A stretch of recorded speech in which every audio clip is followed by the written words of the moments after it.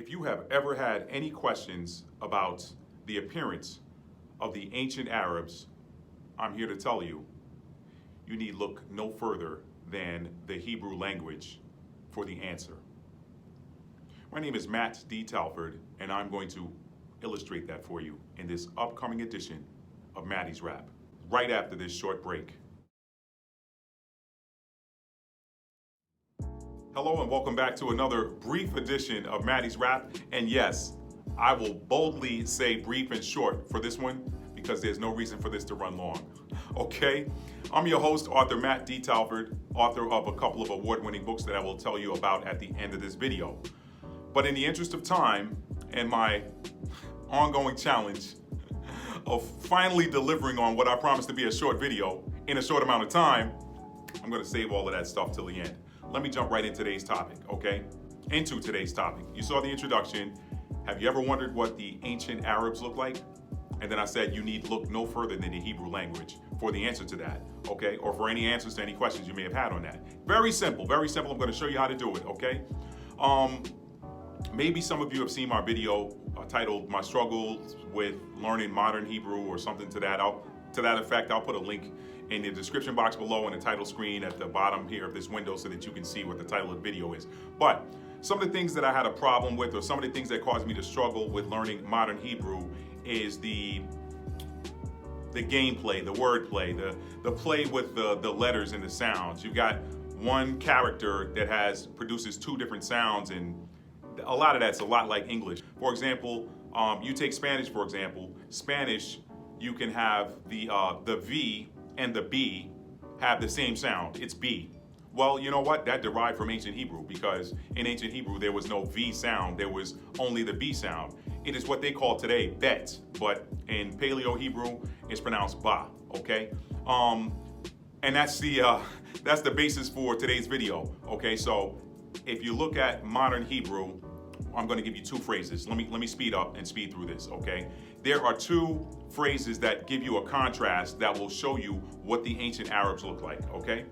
One of them is the phrase for good morning versus good night, okay? In modern Hebrew, the phrase for good morning is boker tov, okay? The phrase for good evening is erev tov. Boker tov, erev tov. Now, if you will look at what I have on the screen here, you will notice that the first character in Boker is Ba, or in modern Hebrew, what they labeled Bet, okay? I kind of like the Paleo Hebrew better. I mean, you know, to me it makes more sense, but that's neither here nor there, okay? Paleo Hebrew is Ba, ancient or modern Hebrew is Bet. Paleo and ancient Hebrew, Ba.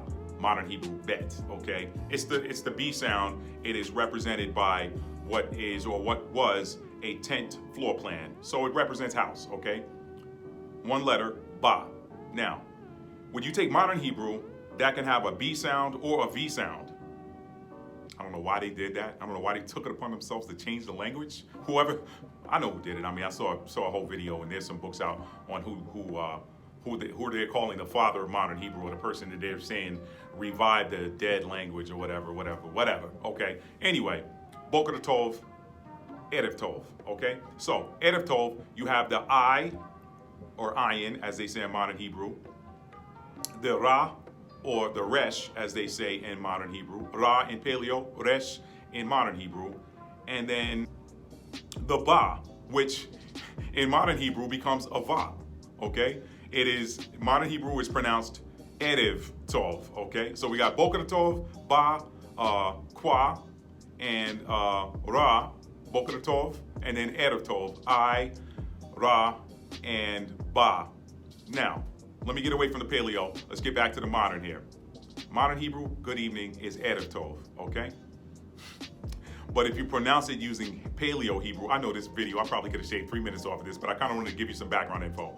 If you take the modern pronunciation of good evening in Hebrew, modern Hebrew, it's Erev Tov.